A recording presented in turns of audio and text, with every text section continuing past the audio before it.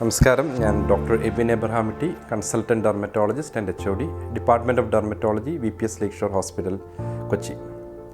ഇന്ന് നമ്മൾ ചിന്തിക്കുന്ന ഒരു വിഷയം അർട്ടിക്കേറിയ എന്നാണ്. അതായത് സ്കിന്നിൽ വരുന്ന അലർജി. പലപ്പോഴും പലർക്കും ശരീരം ചുവന്ന് തടിച്ചു വരികയും അസഹ്യമായ ചൊറിച്ചിൽ അനുഭവപ്പെടുകയും ചെയ്യുന്നു. ഇതിനാണ് നമ്മൾ അർട്ടിക്കേറിയ എന്ന് പറയുന്നത്. ഒരു കൊതു കുത്തുമ്പോഴോ അല്ലെങ്കിൽ ഒരു പുഴുവാട്ടുമ്പോഴോ വരുന്ന പോലെയുള്ള തടിപ്പുകൾ, പക്ഷേ ശരീരം മുഴുവനായിട്ട് വ്യാപിച്ച് പെട്ടെന്ന് വരികയും ചിലപ്പോൾ ഇതിനോടുകൂടെ തന്നെ ശ്വാസം മുട്ടലും തൊണ്ട നിറഞ്ഞിരിക്കുന്ന അവസ്ഥയും കൺപോളയോ ചുണ്ടോ തടിച്ചു വരികയും ചെയ്യാം. അർട്ടിക്കേറിയ വിത്ത് ആൻജിയോഡീമ എന്നാണ് ഈ ഒരു അവസ്ഥയ്ക്ക് പറയുന്നത്. അപ്പോൾ എന്തൊക്കെയാണ് അർട്ടിക്കേറിയ വരാനുള്ള കാരണങ്ങൾ? അതിലേക്ക് കിടക്കുന്നതിന് മുമ്പായിട്ട് അർട്ടിക്കേറിയ 2 ടൈപ്പ് ഉണ്ട്. അതായത് അക്യൂട്ട് അർട്ടിക്കേറിയ അല്ലെങ്കിൽ ക്രോണിക് അർട്ടിക്കേറിയ. അക്യൂട്ട് എന്ന് പറയുമ്പോൾ വളരെ ഷോർട്ട് ഡ്യൂറേഷൻ, പെട്ടെന്ന് വരുന്നതാണ്. ഒരു 6 ആഴ്ചയിൽ താഴെ രോഗലക്ഷണങ്ങൾ ഉണ്ടെങ്കിൽ നമ്മൾ അതിനെ അക്യൂട്ട് എന്ന് പറയുന്നു. 6 ആഴ്ചയിലും കൂടുതലാണ് രോഗലക്ഷണങ്ങൾ നിലനിൽക്കുന്നെങ്കിൽ അതിനെ ക്രോണിക് അർട്ടിക്കേറിയ എന്ന് വിളിക്കുന്നു. അപ്പോൾ അക്യൂട്ട് അർട്ടിക്കേറിയ കാരണങ്ങൾ എന്താണെന്ന് നമുക്ക് പെട്ടെന്ന് നോക്കാം. അതിനെ ഞങ്ങൾ ചുരുക്കത്തിൽ 5 I എന്നാണ് പറയുന്നത്. ഫസ്റ്റ് ഐ, ഒരു ഇൻഫെക്ഷൻ ഉണ്ടെങ്കിൽ, ശരീരത്തിൽ എവിടെയെങ്കിലും ഒരു ഇൻഫെക്ഷൻ ഉണ്ടെങ്കിൽ, അതായത് പല്ല് ഉള്ള ഒരു infection, dental infections, sinus infections, അല്ലെങ്കിൽ നമ്മുടെ ചെവിയിലുണ്ടാകുന്ന ചില ഇൻഫെക്ഷൻസ്, ത്രോട്ട് ഇൻഫെക്ഷൻസ്, ഇതൊക്കെ നമുക്ക് കാരണം. അതുപോലെ തന്നെ വരുന്ന ഒരു കോമൺ ഇൻഫെക്ഷൻസാണ് യൂറിനറി ഇൻഫെക്ഷൻ. അപ്പോൾ ഇങ്ങനെയുള്ള ഇൻഫെക്ഷൻസ് ഉണ്ടെങ്കിൽ പെട്ടെന്നൊരു അർട്ടിക്കേറിയ ഡെവലപ്പ് ചെയ്യാം.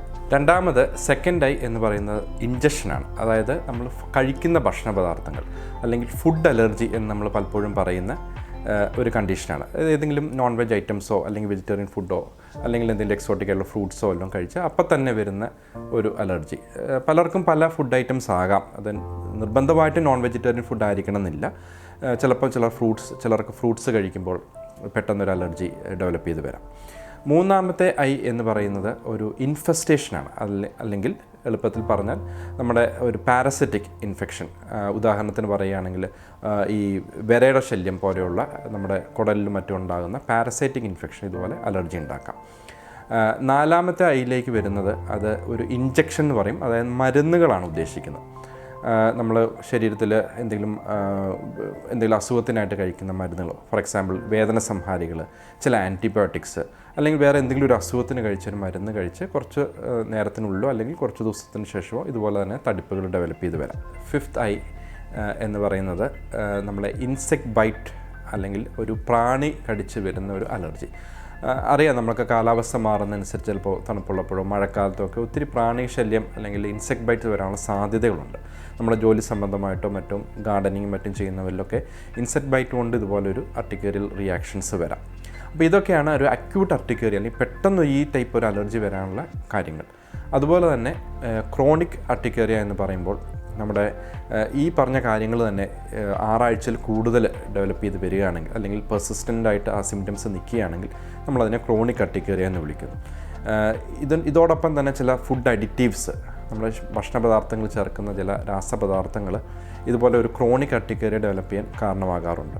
പിന്നെ ക്രോണിക് അർട്ടിക്കേറിയയുടെ കാരണങ്ങൾ എന്ന് ചോദിച്ചാൽ വരുന്നത് ഈ ഓട്ടോ ഇമ്മ്യൂൺ ഫാക്ടേഴ്സാണ്. നമ്മുടെ ശരീരത്തിൽ തന്നെ ഉൽപ്പാദിപ്പിക്കുന്ന ചില ആൻറ്റിബോഡികൾ ഇതുപോലെ ഒരു ക്രോണിക് സ്പോണ്ടേനിയസ് അർട്ടിക്കേറിയ അതിന് സ്ഥിരമായിട്ട് അല്ലെങ്കിൽ 2, 3 അല്ലെങ്കിൽ 6 ആഴ്ച കഴിഞ്ഞിട്ടും ഈ തടിപ്പ് നിലനിൽക്കാൻ കാരണമാകാറുണ്ട്.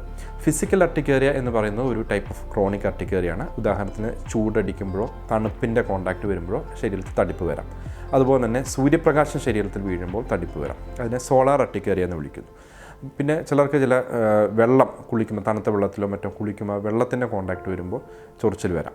അക്വാജനിക് പ്രൊറൈറ്റസ് എന്ന് മറ്റും പറയുന്നു. അപ്പോൾ ഇങ്ങനെയുള്ള ടൈപ്പ് ഓഫ് ഫിസിക്കൽ അർട്ടിക്കേറിയാസിൽ നമ്മൾ ഒരു കുറച്ചുകൂടെ ഡീറ്റെയിൽഡ് ആയിട്ടുള്ള ഇവാലുവേഷൻസും അതിൻ്റെ കാരണങ്ങളിലേക്ക് പോകേണ്ടതായിട്ടുമുണ്ട്.